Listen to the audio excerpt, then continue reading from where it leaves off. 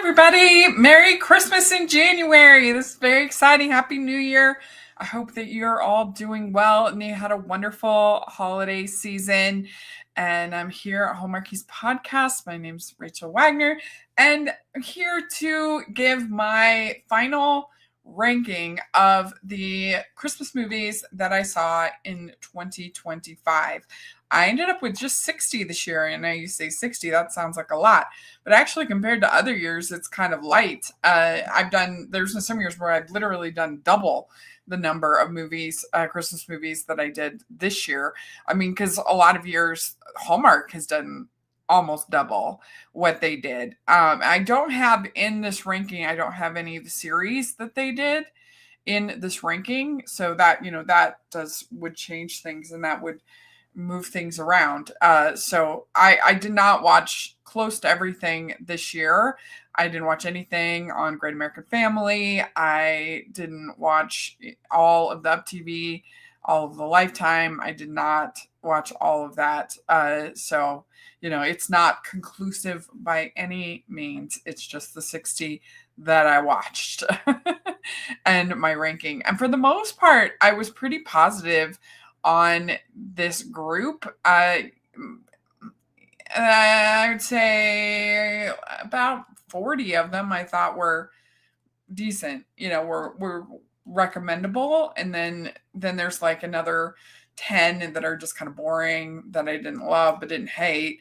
And then a bottom grouping that I really didn't care for, but not that many that I really didn't like. So pretty positive in general as far as these Christmas offerings. It was a pretty good season, I would say, in general for Christmas movies. And so we have the chat room open. We also have, if you want to do a super chat, if you have a special question that you want me to answer, or if you just want to support the podcast, that's a great way you can do that. And which I would sure be grateful. We also have our patron group. That's the biggest way you can support the podcast. Definitely take a look at that. And you have some really cool benefits for being a member of the patron. Like for December, we had Ken Kapuris, who hasn't been on the podcast. So this was a special bonus just for patron members, who is the showrunner and creator and writer of Mistletoe Murders. And so we had him for over an hour just answering questions about Mistletoe Murders and what's it's like to write a show for a network like Hallmark. And so that's the cool experiences that you can have by being a patron. So please check that out. Any level can participate in these activities. So really appreciate it and appreciate the patrons. But yeah, if you want to also support, you can do the super chat and that would be amazing. So we have 60 movies that I'm ranking in this live stream. And it's an interesting group. And of course, I'd like to hear your thoughts and your rankings, and make sure to put that in the comments if you watch this after, or here, like I said, here in the chat room. So that is what's happening today. At number 60 is one of the Up TV releases. I would say Up TV and Lifetime, even though I didn't watch all of them, they had not the best seasons. I don't know if you've all checked out my Hallmark Christmas ranking that we did, but I didn't have any from either of them on the top 10, which is a little bit unusual. Usually I'll have a couple from them in my top 10, but that's just not the way it worked this year. And so my number 60 is A Soldier for Christmas. And this really did feel like a student film. It just did not feel professional, and even from the craft level of these films, it just the filming, the acting, it just, I think it's generous to say it felt like a student film. I hate to pick on student films, but that's how this felt. And so, just moving forward, it just was not successful really at all in any way. The story, the acting, the filming, anything. It just didn't work. So then at 59, I have Christmas Every Day. This was the Brandy led Lifetime film. This was rough. It felt like every character was in a different movie, especially her mother. Like just that whole arc with her mom, like, and going blind and like freaking out, and like I don't know, she just felt like she was in a completely different story than the other characters, and the performance was felt so different. And I think it was weird having Brandy's daughter play her sister. That was weird. And I really don't like a Bridezilla type plot, and the two having the two guys that she was I don't think that worked, and the acting was poor. It just was not a good film, in my opinion. And then number 58, another from Lifetime, was Deck the Hallways. This was really, really dull and just not the kind. It's one of those like dysfunctional family stories. The conflict between mother and daughter I didn't like. There was just nothing really in this that was endearing or that worked for me or that was pleasant to watch. It was bad at 58. Then 57 is where I have Melt My Heart This Christmas. I thought this was such a groan-inducing cliche fest. The whole like conflict of the character made no sense. Why would she hide that she is in the new artist booth? That's literally the name of the booth. That's what it's for. It's for new artists. She's a new artist. So like the whole conceit that she would lie about this at all made no sense. And they had absolutely no chemistry. The whole idea that like this little market is somehow the whole save the market kind of thing, that it was like holding up his whole family corporation or whatever. Like it was just ludicrous and ridiculous, and everything with his dad was such a groaner. And there was a little bit of entertainment in sort of a Devil Wears Prada kind of attempt, but the thing that makes the Devil Wears Prada actually work is that, or one of the things is that Andy in Devil Wears Prada doesn't respect Miranda, that doesn't idolize her, thinks that what she's doing is lame, thinks that it's beneath her to be in there. That's what makes the conflict interesting. That's what makes her arc interesting. So her in this, her basically being like worshipful of it is like not nearly as interesting or compelling or well done. It just like I appreciate that actress really went for it and tried. She'd given it her all, but that wasn't enough to save this very mediocre effort of a Hallmark movie, in my opinion. 56, I have The Diary of a Wimpy Kid, Last Straw. I just really dislike the animation in these Wimpy Kid Disney Plus movies. It's just, I think it looks plasticky and fake, and I just hate it. I just don't like this animation. And so the one last year was better. It was a better story. It was more Christmas focused. This is less Christmas focused. And just more, you all know, and you'll see in this bottom part, I just don't like the family chaos version of Christmas movies. That's just not my cup of tea for the most part. It's very difficult to pull off. And so this animation that I really dislike with this family chaos story, it's just not for me. And I just really don't like Greg, as a character in these movies. And I just don't like him. So, if you like this animation, then you might be more forgiving of its flaws than I was. Okay. 55 is An Alpine Holiday. And I know some people will be surprised by that because it's very pretty.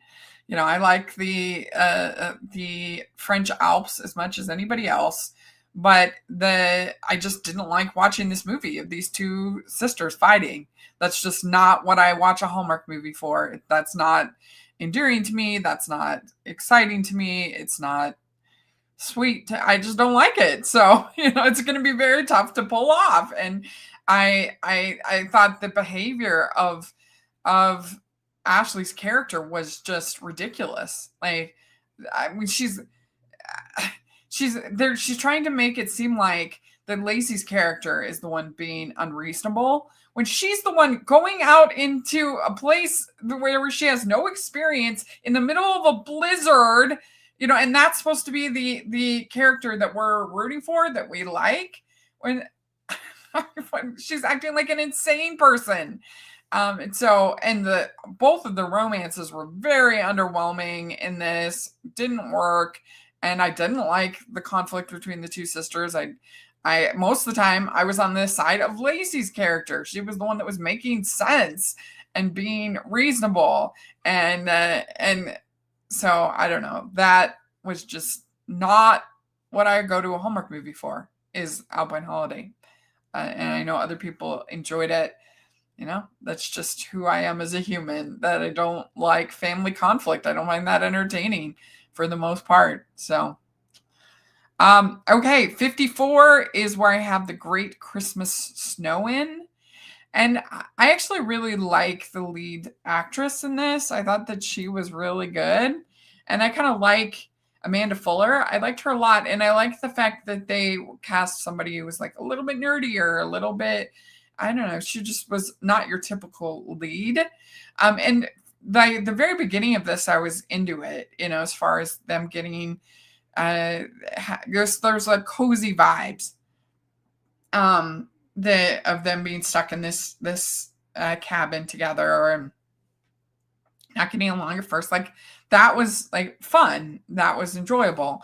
But they did have absolutely no chemistry together. And then when the ex-fiance, I think it was her cousin, I can't remember. But anyway, and when the two others that had been exes, when they come, and there's all of a sudden that dynamic, it just got weird, and it lost the cozy aspect to me when became the four of them, which was most of the movie. So yeah, that one, it was too bad, because I think it started out like pretty good. But then 53, I have The Christmas Cup. I like both the leads in this. I like all the Winkle to Heart cameos. That was fun and enjoyable. I just didn't like the cup, the events of the cup. It felt like they went to dollar store with a $20 budget, $50 budget maybe, and just got the most lame stuff to do for these events of the cup. Like, literally later on in Make It or Break It Holiday, the obstacle course that they set up, that family sets up, was way better than anything that they had in the Christmas Cup. And if that's going to be the focus of the movie and everything's built around this Christmas Cup and the rivalry, then it needs to be like decent. It needs to be fun. It needs to be entertaining. And that was the problem with this movie. But I did like the leads, and I'd be willing to give them another shot at a Hallmark movie in a better. Give them a little bit more budget. Come on, let's not be so cheap with our movies. I mean, I'm not talking crazy here. A couple more $100 is all I'm talking about for the Christmas Cup. All right, so 52, I have Saving the Christmas Ranch. This was on Up TV.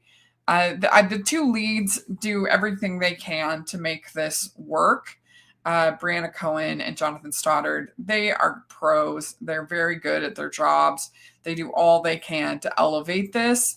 But it just was such a tired Save the Ranch, literally, story.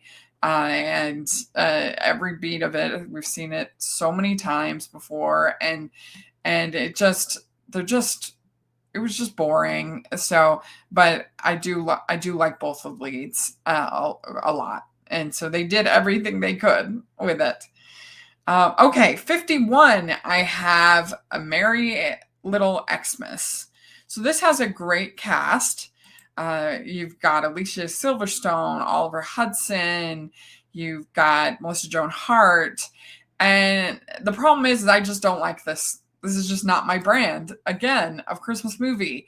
The family conflict, the two, they're separating. This is their last Christmas, the fighting. I don't think they had any chemistry between Oliver Hudson and Alicia Silverstone. You have that I forget who it was. Oh, Jamil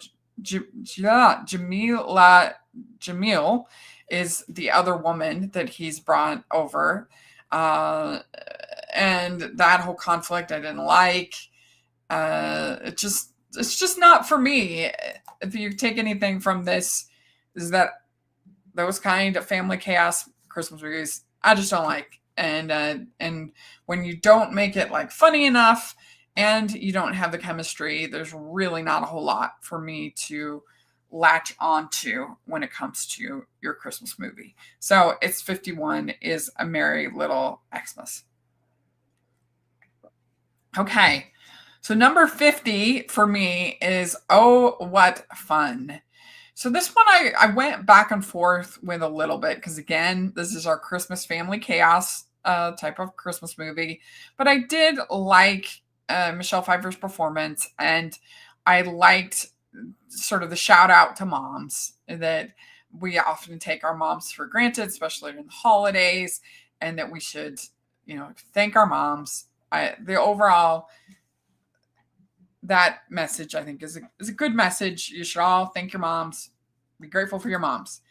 And this is an incredible cast: Michelle Pfeiffer, Dennis Leary, Felicity Jones, Chloe Grace Moretz, Dominic Sessa, Jason Schwartzman. I mean, incredible cast. And they do all they can to bring as much warmth to this material that they can. So it's not this wasn't a total miss for me, but it's just not what I like in the end. And it was just too negative for a Christmas movie for my taste, and not funny enough to make up for that. But again, that's just my taste. If you like these kinds of Christmas movies, then you'll probably enjoy it more than me. So that's number 50.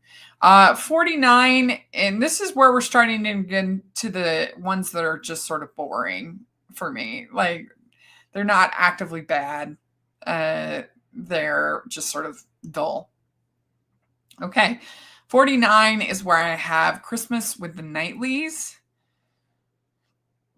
I think if you're going to give something that title, you have to, like Knightleys, you have to tie it into Emma a little bit. Knightleys. I think that's sort of weird, but it's not. This one's just, I don't hardly remember even anything about it. It's like a fake dating, I think. Yeah, fake dating. It was just kind of boring and bland. I don't think it was terrible, but yeah. I wasn't that long ago I watched it and I remember almost nothing about it. But it made it to 49. 48, I have The Family Plan 2. The first Family Plan was like it's a total streaming slop action family, comedy. They love these kind of things on these streaming services. And that's what the second one is, like completely forgettable, completely bland. I mean, I think Mark Wahlberg and Michelle Monaghan do what they can to, try to bring something to it and some charisma, some personality. It's like, it's fine if you are in the mood for that kind of disposable action movie, family movie, then it's fine. But you'll forget about it the minute that you've watched it. There's nothing memorable. There's nothing. It's just another streaming like mildly holiday themed movie. Then 47, I have the Paw Patrol Christmas. This is only 44 minutes, so it's really just like an episode of a television show with Rubble. Oh, oops, sorry.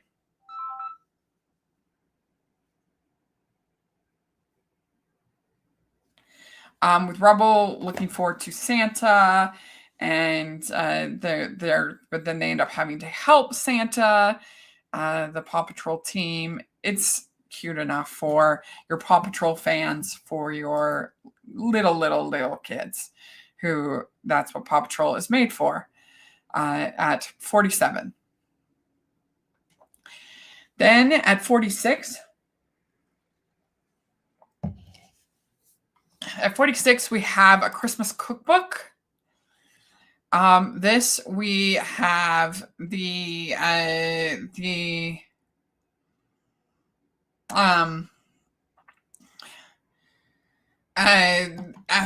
gosh, trying to remember. I like both the leads, Franco Lopresti and Ashley Newbrow. She's writing this cookbook, and I think she tells like this lie that she's dating somebody. I think I can't remember. Yeah. Anyway, I can't remember hardly anything about this movie, but I remember thinking it was fine. It was boring, but fine. Okay, 45 is where I have Kevin Costner presents The First Christmas. So this is a documentary, a kind of History Channel style about the nativity story. Like you've got all these experts on there, and it's perfectly fine for that kind of program. The only thing that brings it down is Kevin Costner's narration. He's narrating it as if it's like a true crime. He's so serious, and he's so like, you'd think it was this cozy stable. Everybody's warm. No, it was a cave in the middle of like it was just in Bethlehem. It's just this weird narration. Like nobody told him to like have a little bit of joy in your voice. So that, but it's interesting enough, if you want to watch a documentary. 44, I have Christmas at the Ballroom. This is, if you like dancing, this is by Kim Johnson, who was on Dancing with the Stars, and Giles Marini was also on Dancing with the Stars. The dancing's fun, and it's kind of a, yeah, I mean, that's where it comes down to, is there's this, I would save the dance studio, I think it was, and they have to rehearse, and there's this big Christmas dance, and it's fun enough for what it is. 43, I have Tidings for the Season. This was fine. Absolutely no chemistry between the two leads.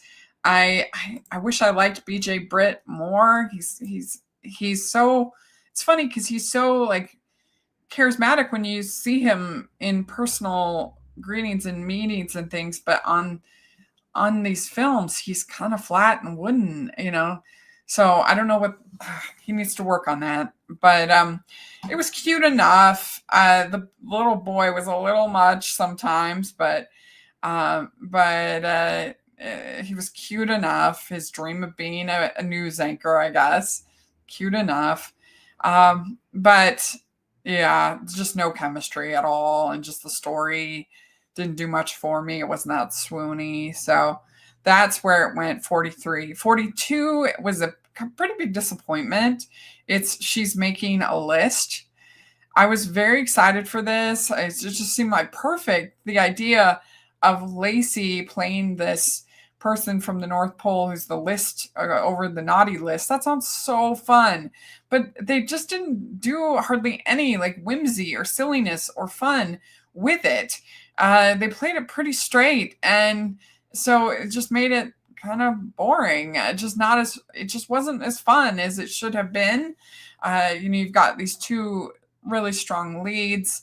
Their chemistry was okay, but I don't know. I just didn't think that this. I just wanted it to be more fun than it was. I guess it was just pretty going through the motions of the. And he really should have had more questions about this woman snooping all around, but he was just kind of like, okay, hey, let's go out on a date.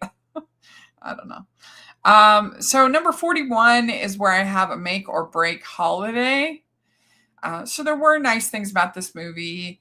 The the the I like the fact that it's a messier couple from Hallmark that and that they figured out their issues in the ending, and you know different than like the typical meet and greet and typical romance story. So I appreciate that, but of course the family conflict, that's not my favorite. The parents were unreasonable. They're guests in these people's home and making all these demands. It's just absolutely ridiculous, and it just made me dislike them very much.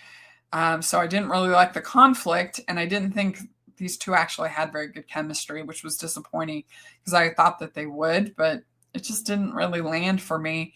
So it ends up at 41. At 40, I have A Royal Christmas Hope. So this was also starring, so this was Jenna McNa and Robert Adamon. And this was like a perfectly pleasant, basic royal movie. He's like pretending to not be royal, and helping her with this nonprofit. And it's like fine. This is bland, fine, royal movie. If that's what you want, it's fine. Number 39 is Christmas Roses. This is a locally made film here, but Rosie Darling, that's her name, the actress, is absolutely adorable. She is so cute.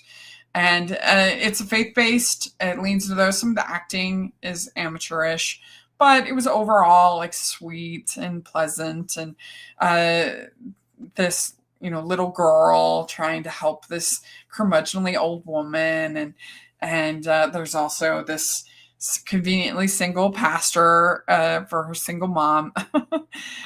So that's 39, Christmas Roses. It was pleasant enough.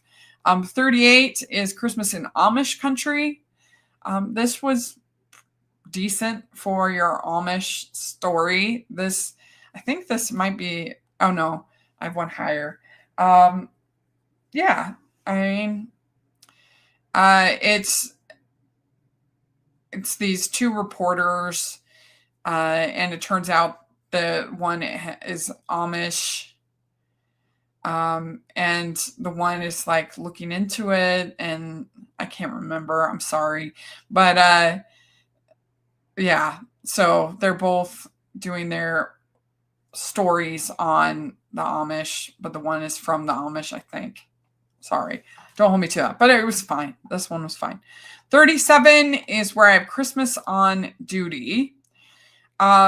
So this, I think the leads had pretty good chemistry, and like some of the different stuff that they had them do was like pleasant enough. Some of it was insane, like having to get this doll and they do this like crazy thing to try to get to the top of this pile of boxes was insane.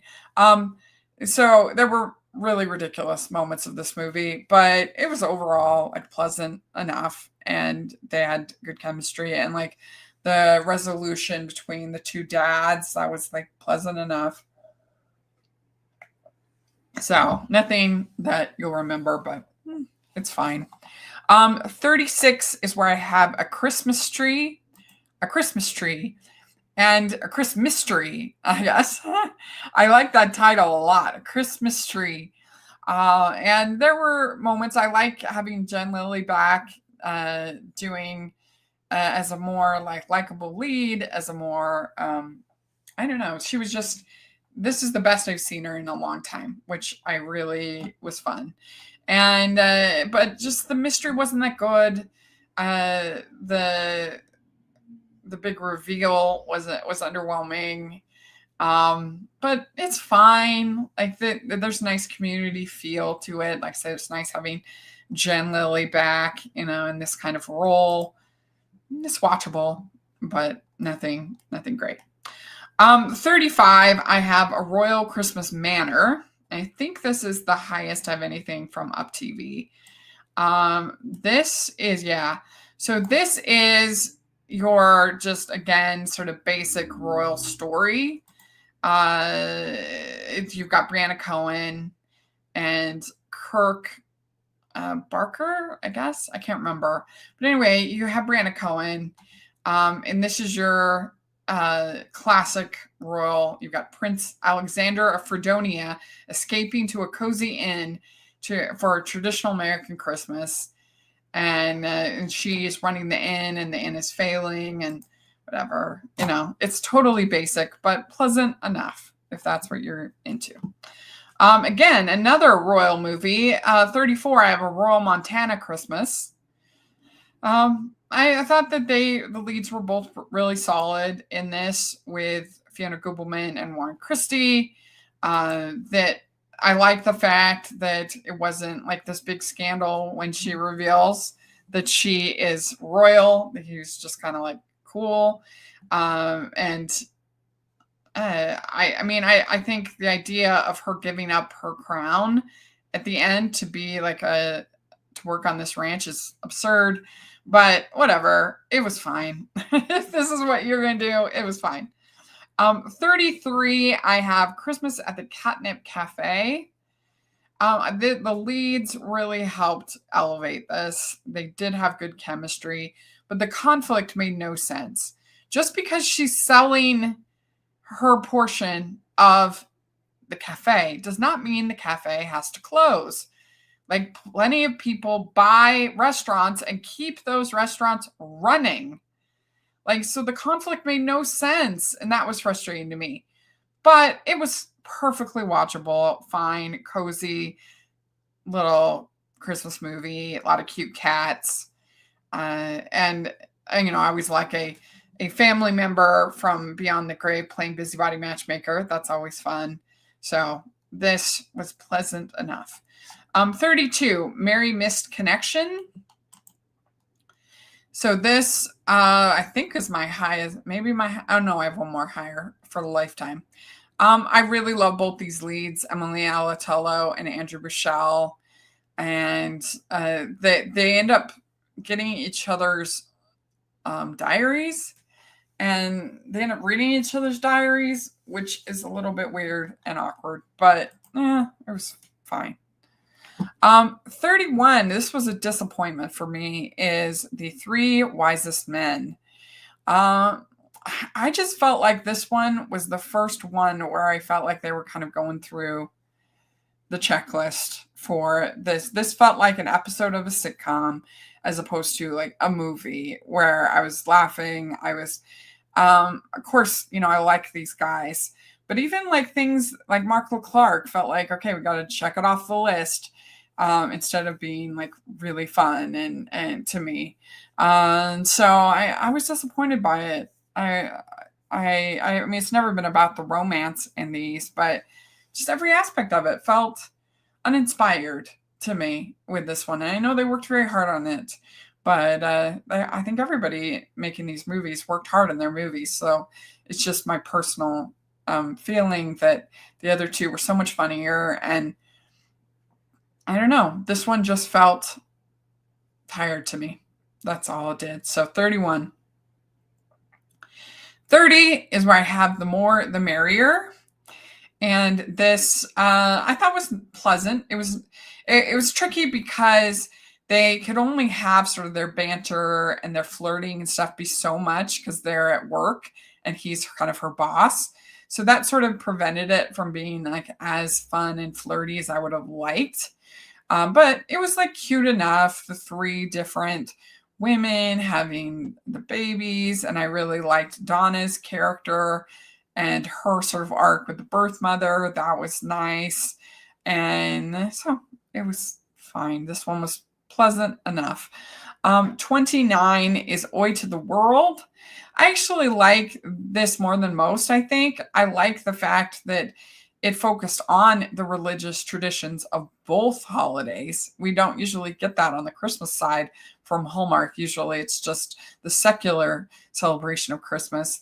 So I gave it some, I think, bump because of that I liked that this was about the religious aspects of both holidays, and they're working together, coming together to help the synagogue. I thought was nice, was pleasant. I also liked her story of having to get over her trauma over being embarrassed about singing when she was a teenager. I think that was something I related to, and I thought was done pretty well by Brooke. So I enjoyed it. Again, not great, and I get the complaints. I understand, but that's where I have it at 29. 28 is where I have a Pickleball Christmas. This was fun. I mean, what do you expect from a movie called Pickleball Christmas?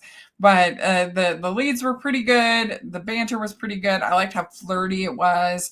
It's pretty sexy for one of these kind of movies. It doesn't feel very Christmassy. It's down in Florida. There's just not that much Christmas in it, but still, it was like cute enough. It was fun. Okay. Number 27 is where I have The Snow Must Go On. This was like I enjoyed it as sort of my Broadway loving heart. Enjoyed aspects of this, putting on a play, and some of the jokes about his play were funny, and his one-man show and everything. And I was shocked that Hallmark had such an unlikable lead character who is very selfish.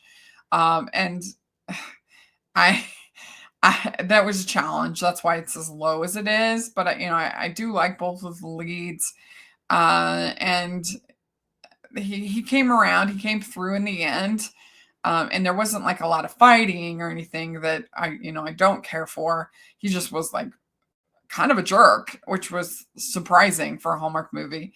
But yeah, so that's where it ended up at 27 was The Snow Must Go On. 26 is the Grand Ole Opry Christmas. I enjoyed this. I liked the time travel element. I like Nikki and Christopher. They had like decent chemistry together. Friends to Lovers arc is nice. I like when he's like, I've waited 35 years to be the guy with you. I'm not going anywhere. That was fun. I liked Rob Mays as her dad. I thought that he did a good job with that role. This was perfectly like pleasant, but there's something about it that's just like not quite as memorable to me as the ones higher up on this list. Not quite as swoony, not quite as, but I enjoyed it. I really did. Okay, 25. Y'all will laugh. 25, I have Silent Night, Deadly Night. Yes, I did watch Silent Night, Deadly Night. My friend Sean Chandler, he put in his review for us, which was super nice of him. And I hope you all enjoyed that. But he basically said, you know what? I think you can handle it. With other slashers and things that you've seen, I think you'll be okay. So I did see it, and I was okay. I was fine. It is very bloody, as you expect from Silent Night, Deadly Night, but the character development is actually pretty well done, pretty well written as far as the script. I mean, they kind of make a serial killer as endearing as he could be, with sort of his backstory of seeing his parents getting murdered by a Santa, and then him having this bloody advent calendar. I mean, it's all very, very grisly and gory, and but there is actually a love story component to this movie, and yeah, I mean, it is what it is, but I think for what it is, it's well done, well written, well done characters, well shot, well acted. So if you want to give it a shot, it's well done for what it is at 25. 24, I have Let's Call the Whole Thing Off. So this was the movie by Elizabeth Guest. It didn't get much of a distribution, so you'll probably see it maybe next year, I think, more. But it was fun. Basically, she plays this woman who she gets proposed to by her boyfriend, and it causes her to freak out. She then goes home to her family. She basically has her, what is it? Her there's four parents. I forget how it all works out, but anyway, there's four parents, and she goes back home and tries to sort through all of this. And there's like comedy, and yeah, I mean, it was pleasant. It was funny enough. Yeah, so that's Let's Call the Whole Thing Off at 24. 23, and now we're getting into the movies that I genuinely liked. Like, I think all of these have made various lists. Okay, actually, let me fix one thing.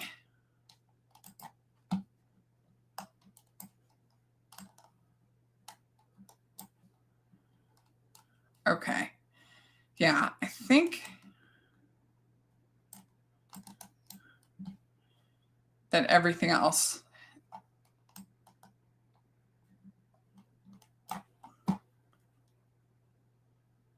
Okay, yeah.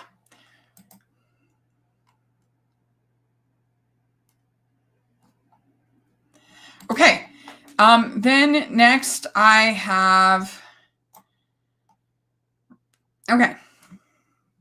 Next at 23, I have My Dad Saved Christmas 2. So I watched the night my dad saved Christmas 1, and then watched the sequel. This was a pleasant enough take on Santa Claus. They actually had some budget into this. That you have this this actor that where you have the North Pole has been overtaken by this greedy corporation, and they've put in this actor that is pretending to be Santa, who's like this method actor, and they're wanting to have all the toys made by their greedy corporation instead of by the elves, and they're like overworking the elves, but this was like fun enough at 23.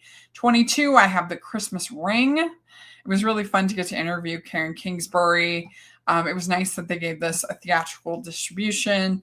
I appreciate that. And it was like a pleasant enough story with her trying to find this ring that had been meaningful, and him being this antiques dealer, and their bond together. I mean, it was very basic, but pleasant enough.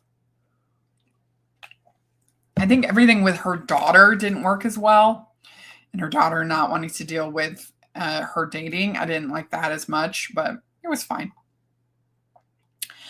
Okay, 21 is where I have A Keller Christmas Vacation. I really just loved the chemistry between these three. They were believable as siblings, and I appreciated that and their chemistry together.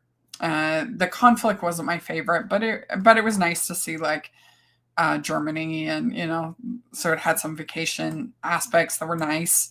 So overall, a pleasant watch because of the casting and the three leads. Number 20 is Champagne Problems. This is a very basic as far as plot, but I did like both the leads. I liked all the Paris. I liked the banter was fun. I had enough fun with it, but it is very basic, very basic. 19, I have Goodbye June. So this is well done. The casting is incredible, of course, and directed by Kate Winslet, and Helen Mirren, Toni Collette, Johnny Flynn, Andrew Riseborough, Kate Winslet. They did feel like a believable family, and the pacing is kind of on the slower side. And I think I actually had this higher in my non-Christmas ranking episode. Anyway, but it was in the top 10. But it's well done. It's believable. These people are family, and nice, sweet little family drama. 18 is where I have Merv. This is a cute little romantic comedy. I like Zoe Deschanel and Charlie Cox. They had like pretty good chemistry. The dog is cute. It's about these two people. They break up, and the dog is very sad that they are broken up. And so they're trying to like co-parent the dog, which is cute. And most of it's set in Florida, so it doesn't feel that Christmassy, but it was like pleasant enough if you're jonesing for a rom-com with pretty good chemistry. 17 is where I have Christmas Angel Match. I'm definitely higher on this than most people. I just thought it was so clever. I loved the world building and the whole idea of like angels playing matchmakers and the tender hearts. But I didn't need the reveal of them being also a match. I didn't need a love match there. I think they could have just had the main people they're setting up. That's the main romance. I didn't need the second layer, but I don't know. I really found it so clever, and that was entertaining enough to me to get to number 17. Number 16, I have Merry Christmas, Ted Cooper. I think this was a lot of fun. I enjoyed the banter, the script. I liked everything with like the betting on him at the news office. That was really fun. I just don't think that they had the best chemistry, and the story was fairly basic, but it was entertaining. I enjoyed it. So yeah, there we go at 16. 15, I have Holiday Touchdown, A Bill's Love Story. I really enjoy when a Hallmark movie can give us multiple love stories, and that's what they did here. Like, I love the friends to lovers arc of our main couple, and just like the yearning from him was so, I thought, well done and well acted, and their chemistry was good. But I also love the secondary story of Joe, I think it was Uncle Joe, Joe Pantoliano, and Mia. That story, which was given quite a bit of time. Like, the movie could have easily gotten lost in we're searching for this receipt. Like, that could have been really boring. But I think that they balanced it off with enough family time. I bought these people as family, especially the three sisters.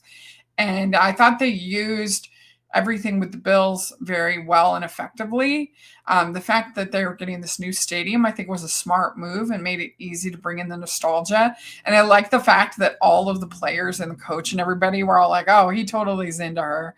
He totally is in love with her. That was funny to me. So I just enjoyed it way more than I expected. At 14, I have 14. Let's see here. At 14, I have A Newport Christmas. I really enjoyed this. I loved the story. I loved the script.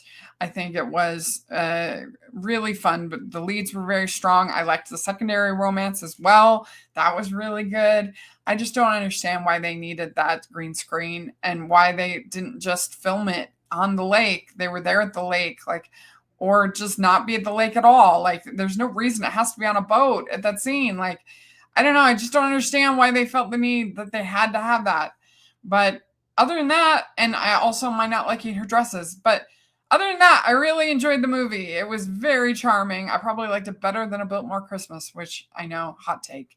But there we go. That's my number 14. Number 13 is My Secret Santa. They did the makeup very well in this, and her sort of Mrs. Doubtfiring being Santa was really fun. There was no chemistry between her and this guy, but everything with the Santa, which was the main aspect of the movie, was fun. Was well done. Then next we have at 12, I have Sense and Sensibility, a modern retelling. I think that on a very small budget, they did a lot to adapt the story of Sense Sensibility for a modern audience, which is this is not just like Sense and Sensibility and Snowman where it's just name only. This that has most of the beats of the story, which I appreciate. I also like the fact that it's three sisters playing three sisters, and so that chemistry is there. I think that again, given a very small budget, they did a lot with a little, and I was entertained by it. I thought it was well done. So that's number 12. Then we have, let's see here. Okay.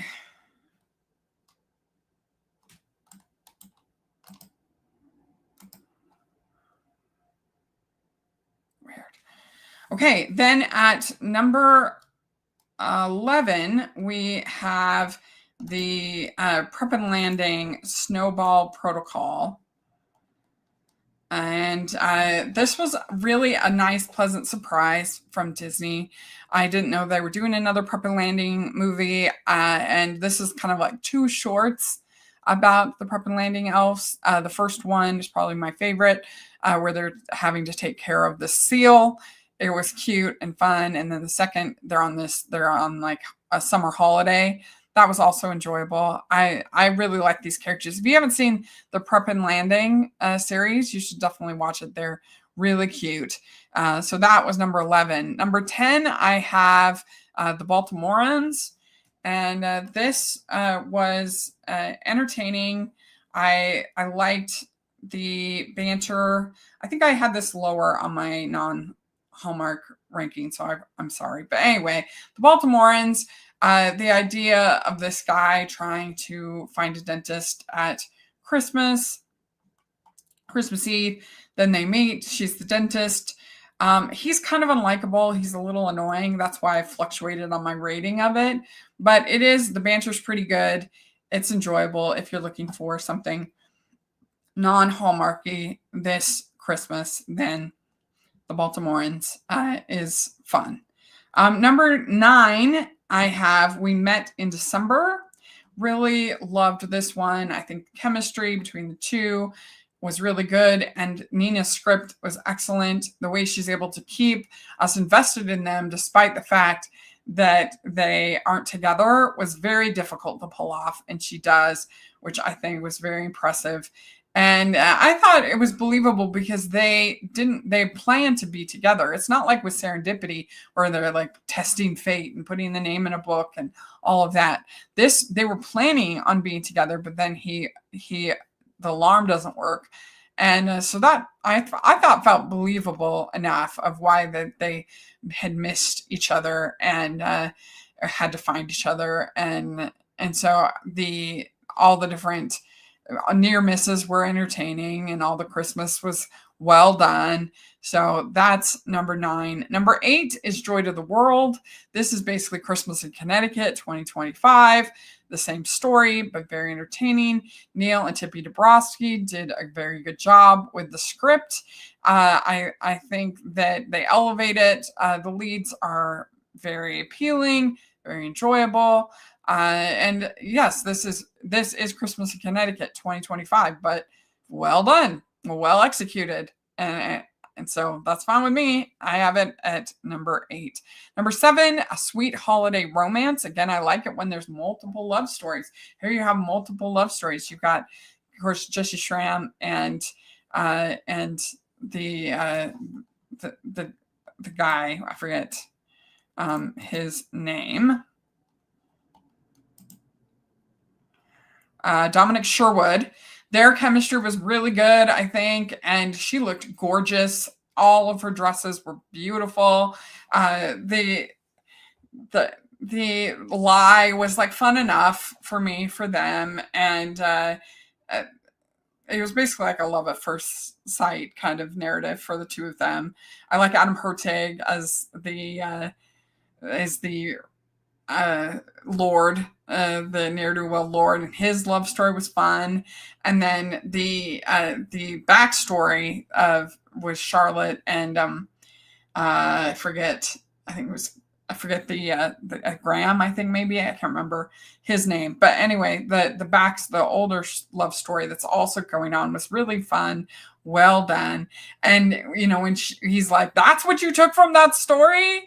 Did not take a risk to break up," and that was fun. Their chemistry I thought was nice. So overall, it just was everything that I go to a holiday Hallmark movie for was in this one. Very enjoyable.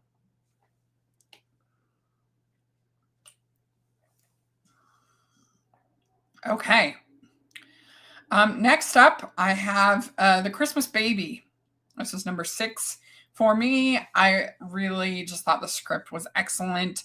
The evolution of these two women in kind of overcoming their insecurities about becoming a mother, becoming mothers unexpectedly was so, I think, well done and emotionally true and well acted. And it's obviously a different kind of story than we typically get from Hallmark, but I appreciated that. It is a love story, but it's not a meeting love story. It's a already married couple love story with this baby, and all the supporting performances were excellent. I thought that Sydney Scotia did such a good job playing the birth mother. The humanity that they gave to her, I thought was really excellent. So yeah, just a wonderful Hallmark movie, very endearing. And number 5, so now we're in my top 5.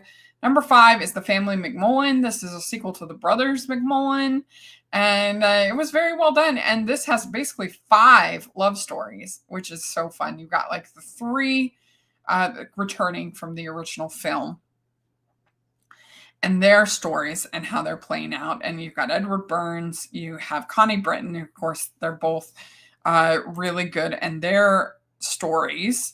And then you have Michael McGloney playing Edward Burns's brother, and Connie Britton's the sister-in-law, the former sister. Well, the brother, that brother had passed away. And then you have the two siblings that are the son and daughter of Edward Burns's character. They also both have romances. So I just really enjoyed the family vibes. There wasn't a lot of like family conflict. So of course, I'm going to be a fan of that. It was pleasant. It was enjoyable. I enjoyed all of the little romances. It was nice. Number 4 is Jingle Bell Heist. I thought the casting was really fun in this. Like they kind of more sort of nerdy leads that you typically see in these kind of movies. Their chemistry was good. The heist element was fun. Sort of getting at the big department store owner, greedy department store owner. So yeah, Jingle Bell Heist. It was fun. 3, I have Christmas Above the Clouds. I think this is the best version of Christmas Carol that they've ever done. I really admire the fact that they went all the way and made her a Scrooge, because that's how you have redemption. That's how the story means something. If you have her have to have an arc, a Christmas Carol arc, which they've never done before on Hallmark.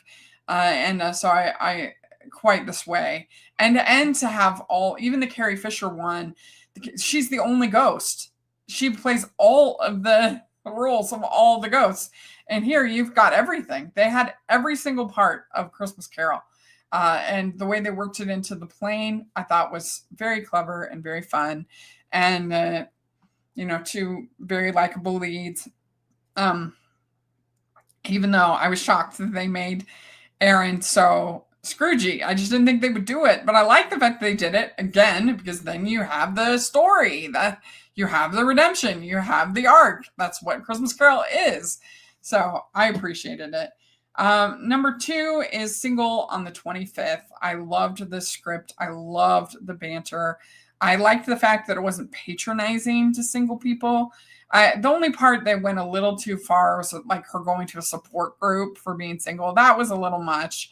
But other than that, I thought that it was like pretty emotionally honest about like how it can be good and how it can be bad. And that sometimes it's not as fun doing things alone, and it's okay to say that and feel that. But it doesn't mean that you have to be miserable all the time. Like, you can acknowledge when things are hard, but then also like make the best out of it. So I appreciated all of that. The chemistry was great. I thought the writing was really, really good. And so yeah, it was refreshing. It felt new to Hallmark, and I just thought the script was excellent and the performances. And then the last one, number one, is A Very Jonas Christmas. I loved this so much. I loved the bonding between the three brothers, their relationship. The focus of the movie was on their relationship. I thought that was sweet and endearing, and but then it was just fun. Like, the music was so good. I loved that it was like a true musical. That was very enjoyable. The comedy, for the most part, worked. All of the cameos were a lot of fun, done right. Yeah, I mean, I just it's definitely one that I would watch in years to come and enjoy. I'm not even that like particular Jonas Brothers person, but I just found this so entertaining and well put together. And yeah, so yay. And let's see here. We got a comment. A Very Jonas Christmas movie was such a blast. I would love to see a sequel or two. Yeah, I would too. But there's room. It's not like a typical love story where there's nowhere to go. Like, where do you do the story? Here, you just keep telling stories about these brothers, right? And their bonding and their families, and have more good songs and music. I don't see why you couldn't have a Christmas sequel, another Very Jonas Christmas, because it was very good. I liked it a lot. Let's see here. Single on the 25th and Jingle Bell Heist are definitely two of the very best. My top five are Merry Christmas, Ted Cooper, Jingle Bell Heist, The Snow Must Go On, Single on the 25th, and My Secret Santa. All, really solid picks. All very solid picks. So overall, I think it was a pretty good Christmas season.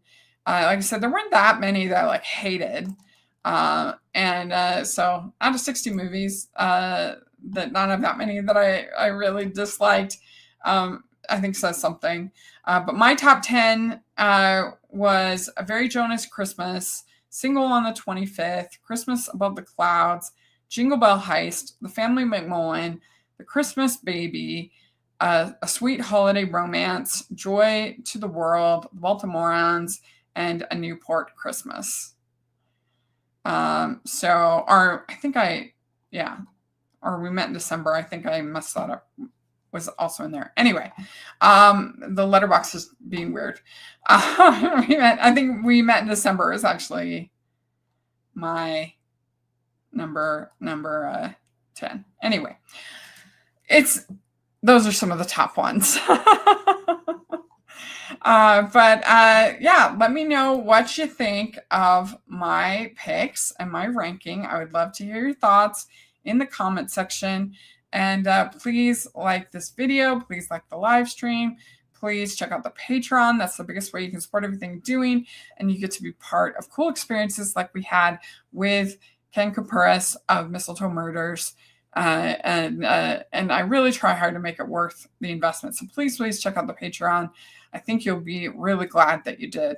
And we have the merch store. We got lots of fun, cool designs for the Hallmark fan in your life, and the movie fan in your life, theater fan. Check that out. And I think that's everything. I hope you enjoyed our coverage this season. Thanks to everybody who helped me, all the guests that we had, all the interviews that we had. It was a very, very fun season to cover. I hope you all enjoyed it. I did these live streams this season for the non-Hallmark, and that was a lot of fun. I hope you enjoyed trying something new for the podcast and the channel. I'm always curious for feedback. Again, let me know what you think, and we'll talk to y'all later. Merry Christmas!